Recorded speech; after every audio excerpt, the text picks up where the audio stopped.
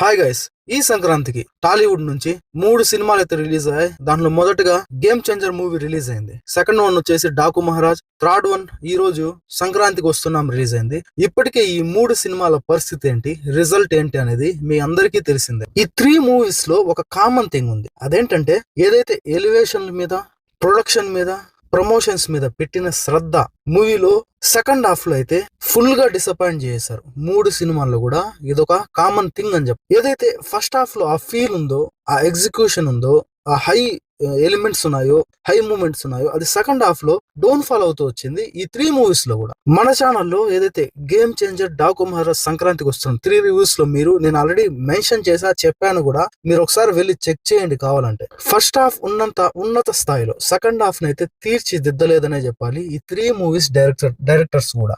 Guys, వీడియోలోకి వెళ్లే ముందు మీ అందరికి ఒక చిన్న రిక్వెస్ట్. మన ఛానల్ ని చాలా మంది చూస్తున్నారు కానీ సబ్స్క్రైబ్ మాత్రం చేయటం లేదు. ఎందుకు మన ఛానల్ సబ్స్క్రైబ్ చేయాలంటే, మూవీ రివ్యూస్ తో పాటుగా మూవీ ఇన్ఫర్మేషన్, ఓటీటీ అప్డేట్స్, మంచి మూవీ కంటెంట్ ఉన్న వీడియోస్ ఇప్పటికప్పుడు మీ ముందుకు తెస్తూనే ఉంటాం. కాబట్టి మన సినిమాటిక్ ఛానల్ ని మీరు సపోర్ట్ చేయకపోతే ఇంకెవరు చేస్తారో ఒక్కసారి ఆలోచించండి. ప్లీజ్ సబ్స్క్రైబ్ చేసి సపోర్ట్ చేయండి. ఇక ముందుగా గేమ్ చేంజర్ విషయానికి వస్తే, శంకర్ గారి మూవీస్ అంటేనే ఫ్లాష్ బ్యాక్ ఎపిసోడ్స్ ఏవైతే ఉన్నాయో అవి కట్టి పడేస్తాయి. చూసే ఆడియన్స్ ని డీప్ గా ఇన్వాల్వ్ చేస్తాయి ఆ క్యారెక్టర్స్ లో. అటు జెంటిల్మెన్ మూవీలో అర్జున్ గారి గతం కానీ, భారతీయుడు మూవీలో సేనాపతి పోరాటాలు కానీ, అపరిచితుడిలో ఆ రామం ఏదైతే ఆ ఇన్నోసెంట్ ఆ ప్రతి ఒక్కరిని కట్టిపడేసే ఆ క్యారెక్టర్ కానీ, జీన్స్ మూవీలో నాజర్ రాధిక ఏదైతే ఎపిసోడ్ ఉందో ఆ ఎపిసోడ్ గానీ చూసే ఆడియన్స్ మైండ్ లో ఒక పురుగులాగా పాకేసి ఒక క్లాసిక్ సినిమాలుగా నిలిచిపోయాయి. అటు కాకంటే శంకర్ మూవీస్ లో ఫ్లాష్ బ్యాక్ లేదనుకోండి, ఆడియన్స్ ని ఇంప్రెస్ చేసే ఏదో ఒక ఎలిమెంట్ ఖచ్చితంగా ఉంటుందని చెప్పాలి. శంకర్ మూవీస్ లో ప్రేమికుడు మూవీలో ముకాబులా సాంగ్ లో ఒక ఇన్విజిబుల్ మ్యాన్ స్టెప్స్ ఏదైతే కావచ్చు, శివాజీ మూవీలో గుండుబాస్ సీన్స్ కావచ్చు, అటు రోబోలో ఆ రోబోలు 100 రోబోలు అటాక్ చేయడం, ఒకే ఒక హీరో తల్లిదండ్రులు చనిపోవడం, ఇలా ఒక బలమైన సీన్స్ ఎలిమెంట్స్ అయితే ఖచ్చితంగా సెకండ్ హాఫ్ లో ఉండేలా చూసుకుంటాడు శంకర్ గారు. కానీ గేమ్ చేంజర్ మూవీలో ఇది వర్కౌట్ అవ్వలేదనే చెప్పాలి. ఫస్ట్ హాఫ్ చూసినాక ప్రతి ఒక్కరికి ఏదో కొద్దిగా చాలా వరకు ఇంప్రెస్ అయ్యారు. కానీ ఆ ఇంప్రెస్ మొత్తం సెకండ్ హాఫ్ చూసిన తర్వాత పోయిందనే చెప్పు. సెకండ్ హాఫ్ లో అప్పన్న క్యారెక్టర్ ఉంది కదా అని మీరు అనొచ్చు, కానీ అప్పన్న క్యారెక్టర్ కి ఎమోషనల్ గా కనెక్ట్ అయినా కూడా ఆ తర్వాత హీరో విలన్ మధ్య వచ్చే సీన్స్ ఏవైతే ఉన్నాయో అవి రొటీన్ గా సప్పగా సాగిపోయాయి. ఎంతలా అంటే ఎప్పుడెప్పుడు థియేటర్ నుండి బయట వెళ్ళిపోదామా అనేంతగా. గేమ్ చేంజర్ మూవీతో ఒక చేంజింగ్ మూవీని తీసుకొస్తారు, ఒక మంచి హిట్ అయితే అందుకుంటారు. చాలా ఇయర్స్ తర్వాత అనుకున్న ప్రతి ఒక్కరికి డిసప్పాయింట్ గురైంది. అదే రొటీన్ పొలిటికల్ బ్యాక్ డ్రాప్ తో సాంగ్స్ మీద పెట్టిన శ్రద్ధ సెకండ్ హాఫ్ మీద పెట్టలేదని చెప్పాలి. ఈ ట్రీట్మెంట్ ఏదైతే ఉందో అది శంకర్ గారి నుండి అస్సలు ఊహించలేదు సగటు ప్రేక్షకులు. ఇంకొక మెయిన్ థింగ్ ఏంటంటే, రామ్ చరణ్ గారు 5 క్యారెక్టర్స్ లో కనిపిస్తారు. ఒక పోలీస్ ఆఫీసర్ గా, ఒక ఐఏఎస్ గా, ఒక సీఎం గా, అప్పన్న క్యారెక్టర్ లో ఒక ఎలక్షన్ ఆఫీసర్ గా. చూసే సగటు ప్రేక్షకునికి ఈ ఫార్ములా అర్థం కాని పరిస్థితి.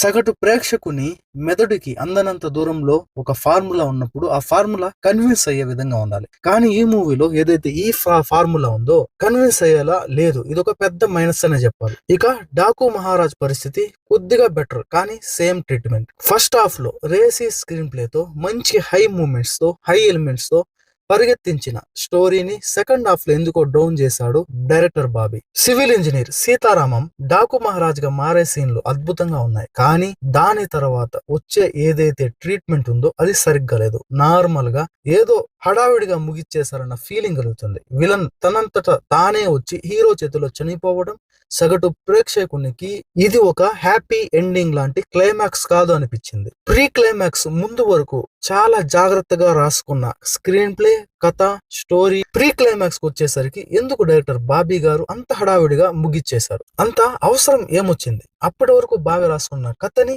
ఇలా క్లైమాక్స్ లో పాడు చేయడానికి తనకున్న అవసరం ఏంటి? అప్పన్న క్యారెక్టర్ తర్వాత game changer movie pre climax ఏ విధంగా చెడగొట్టాడో బాబీ కూడా సేమ్ టు సేమ్ ఇక్కడ కూడా అదే ట్రీట్మెంట్ తో డాకు మహారాజ్ క్లైమాక్స్ ని చెడగొట్టాడనే చెప్పాలి. ఇక థర్డ్ మూవీ సంక్రాంతికి వస్తున్నాం. సినిమా ఓపెనింగ్ తో పాటుగా ఇంటర్వెల్ బ్యాంగ్ వరకు ప్రతి ఒక్క మూమెంట్, ప్రతి ఒక్క ఎలిమెంట్ ఫన్ జనరేట్ అయిందనే చెప్పాలి. ఒక ఉమ్మడి కుటుంబం లాంటి ఫ్యామిలీలో హీరోతో పాటుగా తన చుట్టూ ఉన్న ఇంట్లో ఫ్యామిలీ మెంబర్స్ తో ప్రతి ఒక్కరితో ఫన్ జనరేట్ అయింది. ఈ సంక్రాంతికి ఎక్కడి నుండో కూడా సొంత ఊరికి వచ్చిన ప్రతి ఒక్క ఫ్యామిలీ వెళ్ళి చూసి ఫ్యామిలీ నచ్చే సినిమా ఇది అని అనిపించింది ఫస్ట్ హాఫ్ చూసిన వెంటనే. కానీ ఇక్కడే అనిల్ రావిపూడి గారి పెన్నుకు పదును పోయింది. ఫస్ట్ హాఫ్ లో ఏదైతే ఫన్ జనరేట్ అయిందో అది సెకండ్ హాఫ్ లో జనరేట్ అవ్వలేదనే చెప్పాలి. అంత ఫన్ ఆ ఎగ్జిక్యూషన్ కనిపించలేదు. సంక్రాంతికి వస్తున్న మూవీలో స్టోరీలోకి ఫాస్ట్ గా తీసుకెళ్లిపోయాడు. స్టోరీ ఏంటి అనేది ఫస్ట్ 15 minutes లోనే అర్థమైపోతుంది చూసే సగటు ఆడియన్స్ కి. కానీ దాని తర్వాత ఇంటర్వెల్ బ్యాంక్ వరకు ఆ ఫ్యామిలీలో తన చిన్న పిల్లాడు, తన కొడుకు అయినటువంటి బుల్లిరాజు, తన ఇద్దరి తోడల్లుళ్ళు, తన భార్య, తన మామతో ఫన్ అయితే జనరేట్ చేశారు. మెయిన్ స్టోరీలోకి సెకండ్ హాఫ్ లోకి వెళ్ళినా సరే, సెకండ్ హాఫ్ లో ఏదైతే జైలర్ జార్జ్ యాంటోనీ క్యారెక్టర్ ఉందో ఆ క్యారెక్టర్ మీద కామెడీని జనరేట్ చేద్దాం అనుకున్నాడు, కానీ అది వర్కౌట్ అవ్వలేదని చెప్పాలి. జైలర్ జార్జ్ యాంటోనీ చేసే ఆ సెకండ్ హాఫ్ లో ఆ కామెడీని జనరేట్ చేద్దాం అనుకున్నాడు, కానీ ఆ కామెడీని చూసినప్పుడు బలవంతంగా నవ్వాలా అనిపి. బేసిక్ గా సంక్రాంతికి వస్తున్న మూవీలో ఒక బలమైన స్టోరీ అంటూ ఏది ఉండదు. ఏదైతే విలన్ చేతిలో చిక్కుకున్న ఇన్వెస్టర్ ఆకెల్లాని హీరో వెంకటేష్ గారు విడిపించాల్సి వస్తుంది. కానీ ఏదైతే ఆ ప్రాసెస్ ఉందో ఆ ప్రాసెస్ లోనే ఫస్ట్ హాఫ్ మొత్తం ఫ్యామిలీ మధ్య, సెకండ్ హాఫ్ మొత్తం ఆ కిడ్నాప్ కథాంశంతో ఫన్ జనరేట్ అయ్యేలా కథను రాసుకున్న అనిల్ రావిపూడి సెకండ్ హాఫ్ లో ఫస్ట్ హాఫ్ స్థాయిని మించిన ఫన్ జనరేట్ అయ్యే సీన్స్ ని రాసుకోలేదని చెప్పాలి. ఒకవేళ అలా రాసుకున్న కొన్ని సీన్లు కూడా అంత ఫన్ జనరేట్ అయ్యే విధంగా లేవు.